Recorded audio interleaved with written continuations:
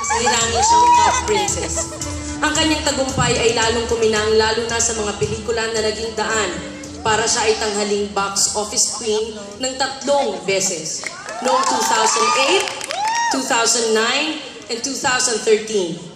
With numerous recognitions from all music, movie, and box office award-giving bodies, she has indeed reached royalty status in both the music and the movie industries. She is indeed the first phenomenal star of the new millennium. She's the number one. Again, Miss Sarah Geronimo. Congratulations.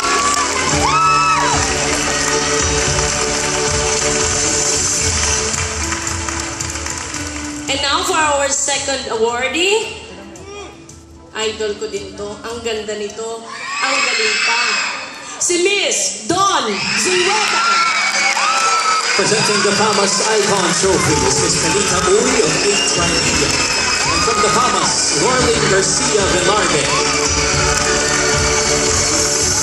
She started as a commercial model, then as a supporting actress, and finally, the lead star of her own movies.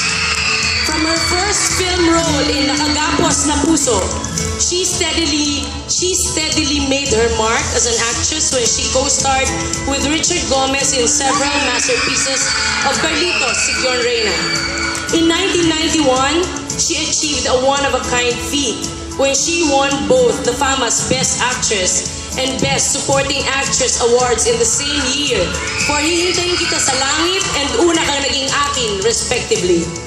3 years later, she reached royalty status when she was hailed as the box office queen for the phenomenal success of the movie Maggie de la Riva Story. She indeed conquered the decade of the 1990s, and to this day, she proves that she is still at the top of her game with her latest box office success in The Love Affair under Star Cinema. No other than Miss Dawn Zulueta, our second iconic movie queen of Philippine cinema. Pero hindi po mangyayari ang lahat ng ito kung hindi po tumulong sa akin at naniwala po sa akin ang mga producers, ang mga direktor who have given me guidance and were very patient with me, ang mga co-actors ko, ang lahat ng mga fans na simula noong 1987 ay sumuporta na sa akin and have journeyed with me through the years, and hanggang ngayon ay nandyan pa rin at nagmamahal at sumusuporta. Maraming po salamat sa inyo.